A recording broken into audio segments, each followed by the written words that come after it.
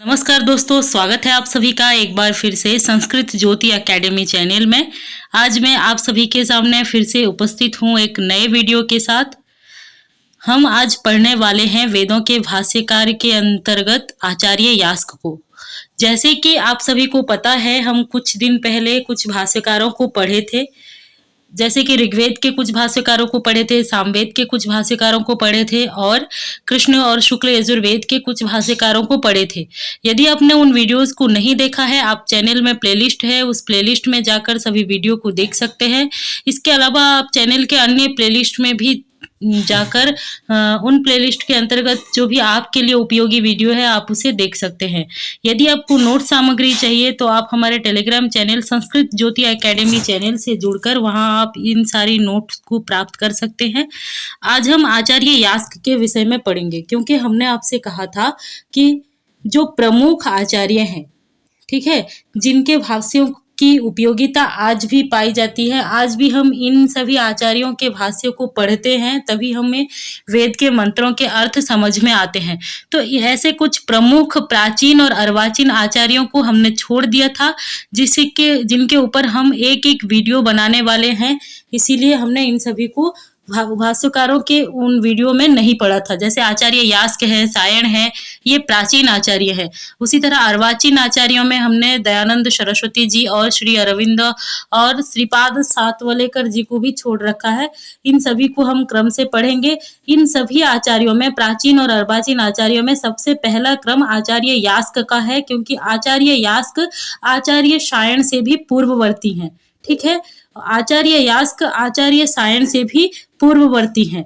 और आचार्य यास्क को वेदों के व्याख्याकारों के कोटि में कैसे गिना जाता है, आप सभी के मन में सवाल आता होगा, क्योंकि आचार्य यास्क की तो एकमात्र कृति निरुक्त है, उसे भी हम पढ़ते हैं। और निरुक्त जो है वेदांगों के अंतर गिनी जाती है। ठीक है, निरुक्त को कहाँ शामिल किया जाता है? वेदांगों के अंतर शामिल किया जाता है। ठीक है, निरुक्तम श्रोत्रम उच्यते, ऐसा कहा गया है ना। निरुक्त वेद पुरुष के कान के सदृश हैं। ठीक है, तो निरुक्त को वेदांग कहा जाता है। फिर निरुक्त वेदों के भाष्य में कैसे गिनी जा रही है, निरुक्त को हम वेदों के भाष्य में कैसे शामिल कर रहे हैं? तो निरुक्त भी वेद का एक भाष्य है, क्योंकि निरुक्त अर्थ प्रधान है, यानी कि निरुक्त वैदिक शब्दों के अर्थ को बताने वाला ग्रंथ है। जो वैदिक कोश है, निघंटु, जैसे अमर कोश लौकिक भाषा का कोश है, लौकिक संस्कृत का कोश है। जैसे वाचस्पत्यम लौकिक संस्कृत का कोश है, जैसे शब्द कल्पद्रुम लौकिक संस्कृत का कोश है, उसी तरह वैदिक कोश, वैदिक शब्द कोश है निघंटु। तो निघंटु से कुछ प्रमुख शब्दों को चुनकर यास्क ने उन वैदिक पदों का, उन प्रमुख पदों का, जो उन प्रमुख पदों पर भाष्य लिखा है, उन प्रमुख पदों की व्याख्या लिखी है। किसमें? निरुक्त में। निरुक्त में निघंटु के प्रमुख पदों को चुन चुनकर उन्होंने उसकी व्याख्या की है निरुक्त ग्रंथ में। तो पद को अगर हम समझेंगे तभी तो मंत्र को समझेंगे, और मंत्र को समझेंगे तो तभी वेदार्थ को समझेंगे ना। तो इस तरह से निरुक्त भी वेद का एक भाष्य हुआ। इस तरह से निरुक्त भी वेद की एक व्याख्या ग्रंथ है, वेद मंत्रों की एक व्याख्या ग्रंथ हुई। और व्याख्या ग्रंथ होने के साथ साथ निरुक्त के कर्ता, निरुक्तकार यास्क भी एक वेद के भाष्यकार हुए। तो भाष्यकारों की कोटि में, ठीक है, हमने स्कंद स्वामी वगैरह को देख लिया, जो बहुत पुराने प्राचीन आचार्य हैं। और उसके बाद आते आते जो क्रम से जो वैज्ञानिक पद्धति का सबसे पहले अवलंबन करके, है ना, एक विधिवत रूप से जिन्होंने वेदों पर भाष्य लिखने का प्रयास किया, वो सबसे पहले आचार्य निरुक्तकार यास्क ही है। निरुक्त में सबसे पहला प्रयास किया गया कि विधिवत रूप से, वैज्ञानिक पद्धति से, क्रम से वेदों के मंत्रों के लिए वैदिक पदों की व्याख्या किया जाए। तो निरुक्त का जो ये प्रयास है, ये सराहनीय है। और यास्क ऐसे प्रथम आचार्य हैं जिन्होंने विधिवत रूप से, ठीक है, विधिवत रूप से वैदिक पदों की व्याख्या की है। और यास्क के बाद फिर सायण हुए। ठीक है, सायण से पूर्ववर्ती आचार्य यास्क हैं, इसलिए हम आज पहले यास्क को पढ़ेंगे।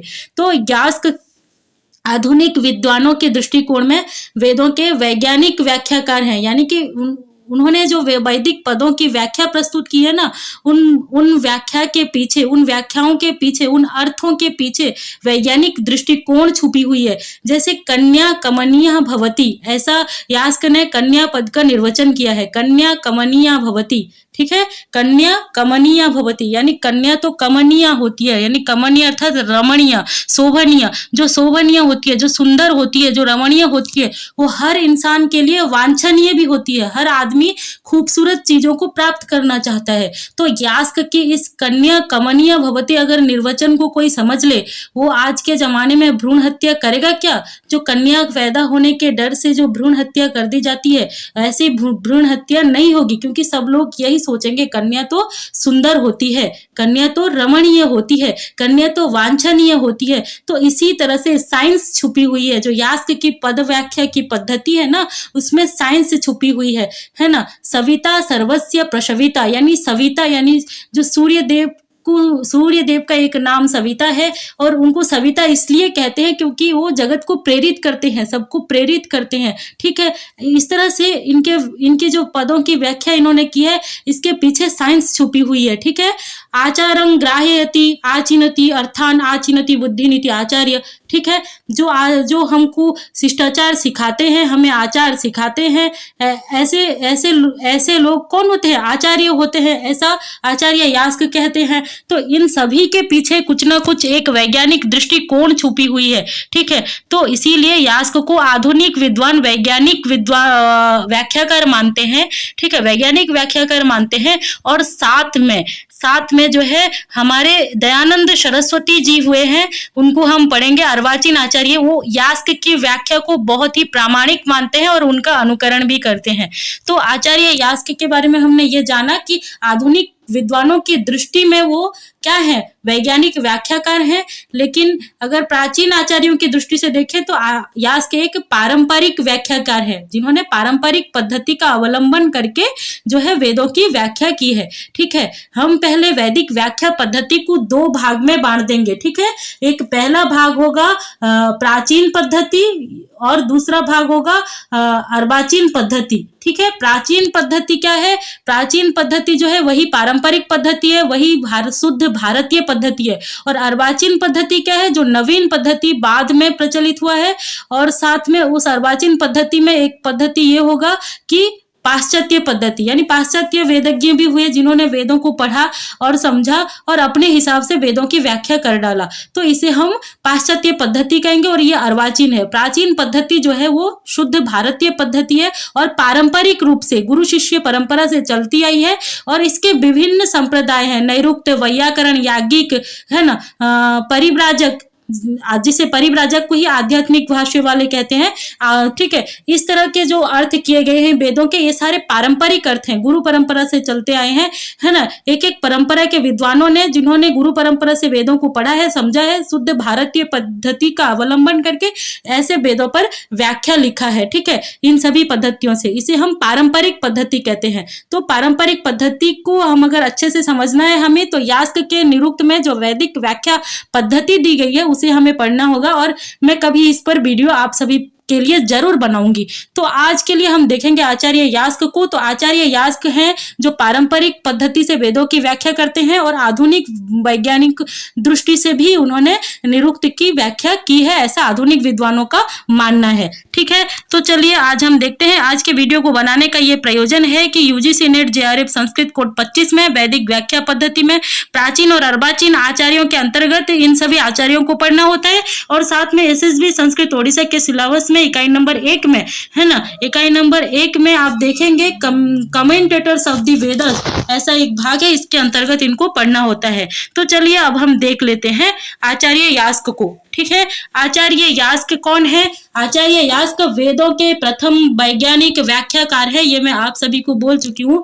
क्यों इन्हें वैज्ञानिक व्याख्याकार माना जाता है ये आप पहले सुन चुके हैं। तो वेदों के प्रथम वैज्ञानिक व्याख्याकार कौन है? आचार्य यास्क।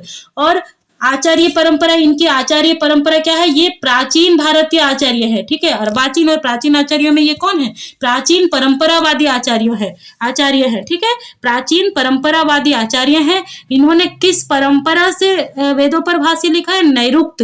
ठीक है, नैरुक्त पद्धति से, जो वेदों की पारंपरिक पद्धतियां है ना, नैरुक्त, वैयाकरण, याज्ञिक आध्यात्मिक, इन्होंने सभी पद्धति का कुछ कुछ अनुसरण किया है, परंतु निरुक्त पद्धति का, नैरुक्त पद्धति का सबसे ज्यादा व्यवहार किया है, नैरुक्त पद्धति का सबसे ज्यादा प्रयोग किया है, इसलिए इन्हें नैरुक्त पद्धति के व्याख्याकार माना जाता है पारंपरिक पद्धतियों में। ठीक है, इनकी एकमात्र कृति निरुक्त है। ये निरुक्त ग्रंथ वेदांग भी है। जब हम वेदांगों को पढ़ेंगे, वेदांगों की श्रृंखला में भी हम निरुक्त और इसके कर्ता यास्क को फिर से याद करेंगे और निरुक्त ग्रंथ का विस्तार से परिचय लेंगे और इस पर कितने टीका प्रटीका लिखे गए उसको भी देखेंगे। तो निरुक्त, अभी हम निरुक्त को किस रूप में पढ़ रहे हैं? निरुक्त वेद का एक भाष्य ग्रंथ है, एक व्याख्या ग्रंथ है और ये वेदांग भी है। निरुक्तम श्रोत्रम उच्यते। तो निरुक्त इन्होंने, यास्क ने लिखा और ये निरुक्त क्या है? निघंटु नामक प्राचीन वैदिक कोश का एक व्याख्यान ग्रंथ है। निघंटु नामक एक प्राचीन वैदिक कोश है, ठीक है, उसका व्याख्यान ग्रंथ है कौन? निरुक्त। यास्क का समय क्या है? 800 से 700 ईसा पूर्व। आचार्य यास्क का समय 800 से 700 ईसा पूर्व के बीच है, ठीक है। और निरुक्त के 14 अध्यायों में क्या वर्णित है? निरुक्त के 14 अध्याय में, निरुक्त में कितने अध्याय हैं? 14 अध्याय है। निरुक्त में 2 परिशिष्ट अध्याय है और 12 मूल अध्याय है। इस तरह से निरुक्त में 14 अध्याय में प्राय 600 ऋचाओं की पूर्ण अथवा आंशिक व्याख्या प्रस्तुत की गई है। ये डेटा मैंने लिया है संस्कृत साहित्य का इतिहास उमा शंकर शर्मा ऋषि जी के पुस्तक से। उसी पुस्तक में लिखा हुआ है कि निरुक्त में जो 14 अध्याय हैं, उन 14 अध्यायों में हमें ऋग्वेद की 600 ऋचाओं की आंशिक अथवा पूर्ण व्याख्या देखने मिलती है, ठीक है। ऋग्वेद में जितनी भी ऋचाएं हैं, उनमें से जो 600 ऋचा है, 600 ऋचाओं की पूर्ण अथवा आंशिक व्याख्या हमें निरुक्त के 14 अध्यायों में देखने मिल जाती है। इसीलिए निरुक्त एक वैदिक भाष्य ग्रंथ भी कहा जा सकता है। आचार्य यास्क के समय तक आते आते वेदार्थ जो है दुरूह हो गए, वेदों को समझना कठिन हो गया, वेद क्लिष्ट हो गए। इसीलिए आचार्य यास्क ने जो है वेदों पर सिस्टमेटिकली व्याख्या लिखा, क्योंकि तब तक वेद दुरूह हो गए थे, लोग प्रश्न उठाने लगे थे, ठीक है, कि वेद निरार्थक है, ऐसे संदेह करने लगे थे। इसीलिए आचार्य यास्क ने विधिवत रूप से वैदिक पदों की व्याख्या निरुक्त में प्रस्तुत किया है और साथ में क्या वैदिक मंत्रों के किस प्रकार से अर्थ निकाले जाते हैं, उन विधि विधानों का भी उन्होंने निरुक्त में उल्लेख किया है। तो देखिए, इसीलिए वेदार्थ ज्ञान में निरुक्त का बहुत बड़ा हाथ है। तो वेदार्थ ज्ञान में निरुक्त का महत्व को हम जरा देख लेते हैं, निरुक्त के महत्व को। तो निरुक्त के महत्व को आप देखिए, यहाँ पे लिखा हुआ है निरुक्त एक वेदांग है। निरुक्त एक वेदांग होते हुए भी वेदार्थ ज्ञान का प्रमुख साधन है, ठीक है। निरुक्त है तो एक वेदांग, निरुक्तम श्रोत्रम उच्यते, लेकिन वेदार्थ ज्ञान का एक प्रमुख साधन है, ठीक है, क्योंकि संभवतः निरुक्त कार्य आचार्य यास्क के समय से ही वैदिक शब्दावली अत्यंत दुरूह हो गया था, ठीक है। वैसे तो वैदिक शब्दावली प्राचीन काल से ही दुरूह रहा है। जो गुरु परंपरा से जो वेदों को निरंतर पढ़ रहे हैं, जिनका अभ्यास वेदों से में पुख्ता हुआ है, वो लोग ही वेद को समझ सकते हैं, हर कोई नहीं समझ सकता है। फिर भी समय के साथ सभी के लिए वेद दुरूह होता गया, ठीक है। कुछ विद्वानों को छोड़ दें जो परंपरागत रूप से वेदों को रोज पढ़ते हैं, रोज अभ्यास करते हैं, उनको छोड़ने के बाद सभी साधारण जन समाज के लिए वेद जो है दुरूह होता गया, क्योंकि वेद क्या है? प्रभु सम्मित उपदेश है और पुराण क्या है? सुहृत सम्मित उपदेश है और काव्य कांता सम्मित उपदेश है। इसीलिए विश्वनाथ कहते हैं चतुर्वर्ग फल प्राप्ति सुखादल्प धियामपि काव्यादेव यतस्तेन तत्स्वरूपम निरूप्यते। यानी काव्य से कोई सीधा साधा मूर्ख गवार व्यक्ति भी जिसे असाधारण भाषाएं नहीं समझ में आती है, वो काव्य की भाषा से चतुर्वर्ग की फल प्राप्ति कर सकता है। लेकिन वेद तो प्रभु सम्मित उपदेश है ना, ठीक है। वेद ऐसे उपदेश है जैसे कि कोई प्रभु अपने भृत्य को, कोई प्रभु अपने दास को उपदेश देता हो, ठीक है। वेद क्लिष्ट है, कठोर है, कठिन शब्दावली है वेद में, तो उसे आसानी से समझना हर किसी के बस की बात नहीं है। इसीलिए यास्क के समय तक ये और भी ज्यादा होने लगा, क्योंकि समय के साथ भाषाओं में अदला बदली हो जाती है, बहुत सारे नए शब्द आ जाते हैं, पुराने शब्द खो जाते हैं, और जब गूढ़ अर्थ वाले शब्दावली हो तो उनका क्या कहना। तो समय के साथ वेद जब दुरूह हो गया तो लोग प्रश्न करने लगे, वेदों की सार्थकता पर प्रश्न करने लगे। लगे, ठीक है, वेदों के सार्थक तक पर प्रश्न करने लगे, जिससे क्या हुआ, वेद विरोधी संदेह ने जन्म ले लिया।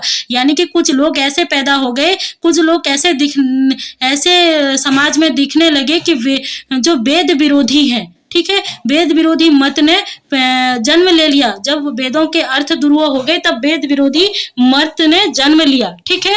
और कुछ लोग जो वेद मंत्रों को निरर्थक मानने लगे, ठीक है। जब वेद विरोधी मत पैदा हो गया, वेद पर संदेह पैदा हो गया, तब कुछ लोग क्या है, वेद को निरर्थक मानने लगे और ऐसे लोगों का एक संप्रदाय बन गया। और उस संप्रदाय का प्रतिनिधित्व कौत्स नाम का एक आचार्य है, वो आचार्य कर रहा था, ठीक है। कौत्स नाम के एक आचार्य हैं, उन्होंने वेद विरोधी मत को फैलाया। उनके संप्रदाय, उनके अनुयायियों का भी यही मानना था कि वेद निरर्थक है। तो कौत्स ऐसे संप्रदाय का प्रतिनिधित्व करते हैं जो वेद को निरर्थक मानते हैं, ठीक है। तो कौत्स ऐसे संप्रदाय का प्रतिनिधित्व करते हुए कहते हैं, अनर्थका ही मंत्रः। इनके मत का उल्लेख निरुक्त में किया गया है। यानी कौत्स कहते हैं मंत्र तो अनर्थक होते हैं, वेद के मंत्र निरर्थक होते हैं, इनका कोई अर्थ नहीं होता है। इसके लिए उन्होंने बहुत सारी कारण भी दी है।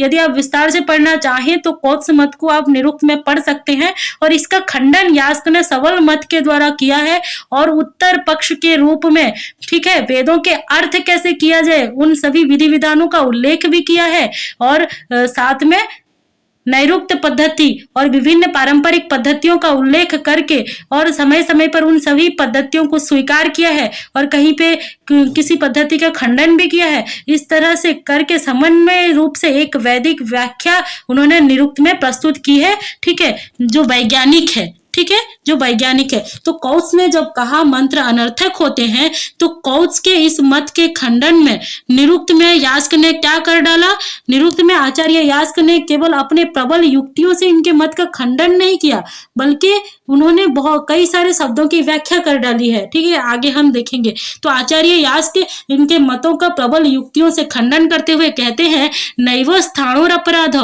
यदि एनम अंधो न पश्यति पुरुष अपराध स भवति।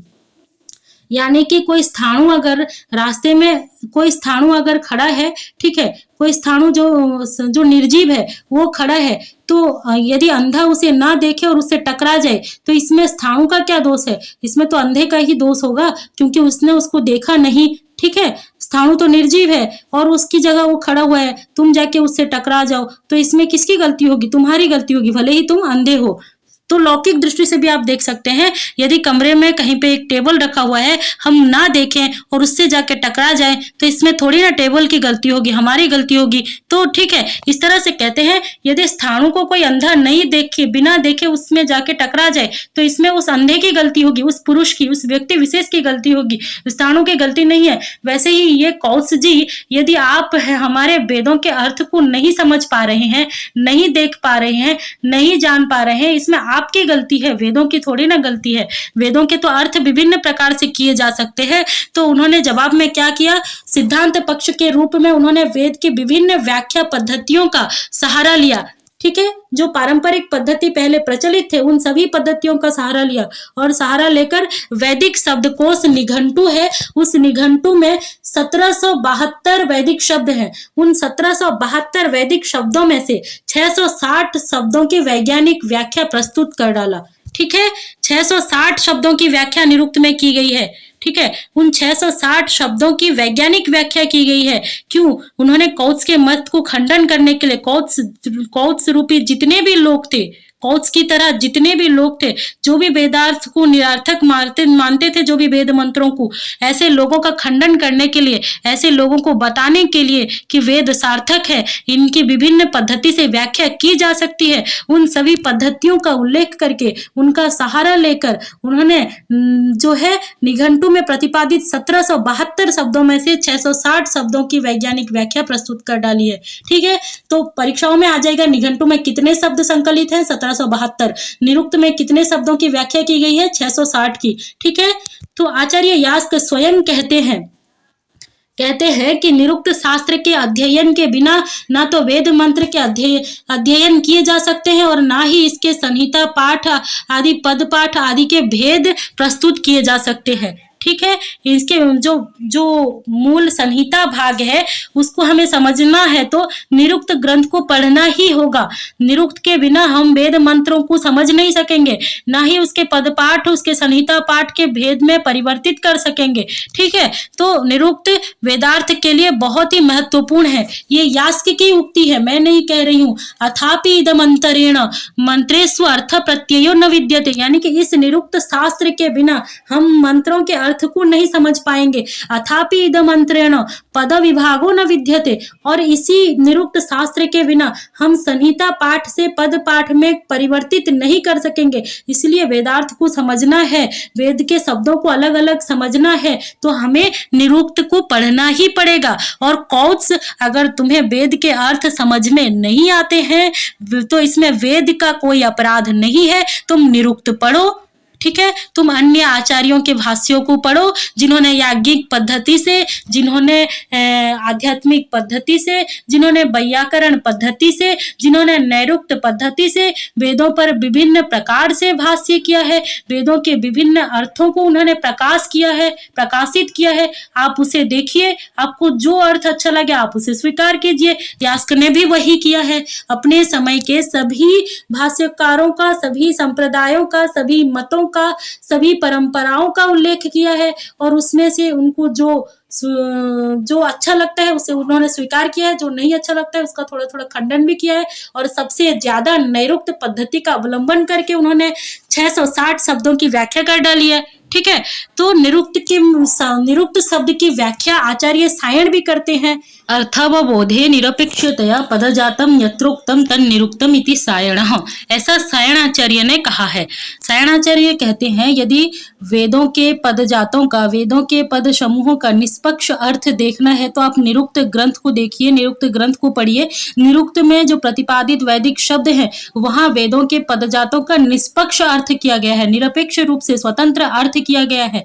ठीक है, निष्पक्ष ढंग से वैज्ञानिक दृष्टिकोण से अर्थ किया गया है। तो वेदार्थ के प्रतिपादन में निरुक्त का महत्व हमने देख लिया कि खुद शायर कहते हैं यदि वेदों के शब्दों का, वेदों के पदजातों का निष्पक्ष अर्थ देखना है तो आप निरुक्त ग्रंथ को देखिए। ठीक है, इसके अलावा तो यहाँ पे देखिए यास्क ने कह दिया अथापि इदम अंतरेण मंत्रेषु अर्थ प्रत्यय न विद्यते, यानी मंत्र में अर्थ का प्रत्यय ही नहीं होगा यदि आप निरुक्त नहीं पढ़ेंगे। आप संहिता पाठ और पद पाठ में भेद भी नहीं कर पाएंगे यदि आप निरुक्त नहीं पढ़ेंगे। ठीक है, तो आगे देखते हैं निरुक्त की व्याख्या पद्धतियां। ठीक है, जो व्याख्या पद्धति क्या है निरुक्त की, वैसे तो मैं आपको पहले बता चुकी हूँ, वैज्ञानिक व्याख्याकार है आधुनिक दृष्टिकोण में। इसके अलावा पारंपरिक पद्धति से इन्होंने पदों की व्याख्या की है, और पारंपरिक पद्धति में भी सबसे ज्यादा नैरुक्त पद्धति का इन्होंने प्रयोग किया है। तो उसी को एक बार हम इस नोट में पढ़ लेते हैं।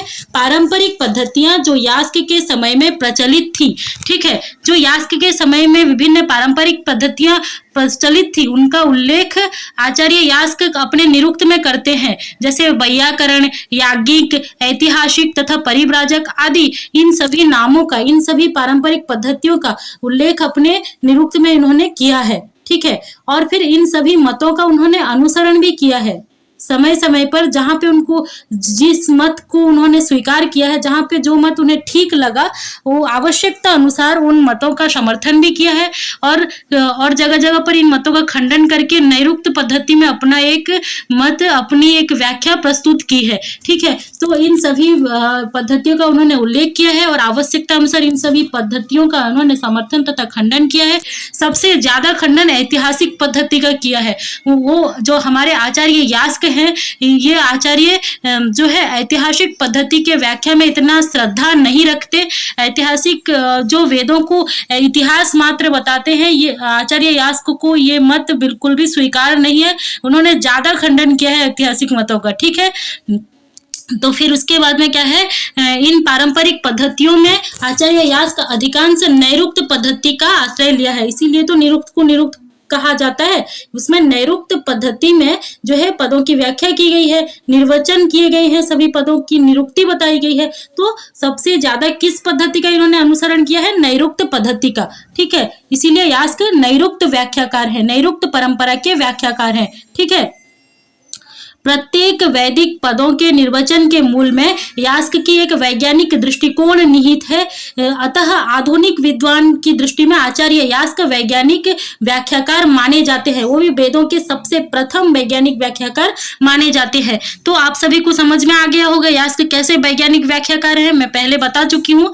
इसके बाद परवर्ती समय में आचार्य दयानंद सरस्वती जी ने भी आचार्य यास्क का अनुकरण किया है और नैरुक्त पद्धति का अवलंबन करके अपना भाष्य ग्रंथ जो सत्यार्थ प्रकाश लिखा है। ठीक है, इसी सत्यार्थ प्रकाश में उन्होंने आचार्य यास्क का अनुसरण किया है और नैरुक्त पद्धति को अत्यंत प्रामाणिक, सबसे ज्यादा प्रामाणिक है ऐसा स्वीकार भी किया है। ठीक है, तो इस तरह से ये था आचार्य यास्क पर एक वीडियो।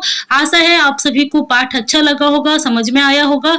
और यदि आपको पाठ अच्छा लगता है, समझ में आता है, तो आप इसे बार बार देखें, चैनल से जुड़े रहें। आपको इसी तरह के और भी वीडियो प्राप्त होंगे। इससे आगे हम सायणाचार्य को पढ़ेंगे और जिन लोगों को ऐसे वीडियो की आवश्यकता है उन तक जरूर पहुंचाएं।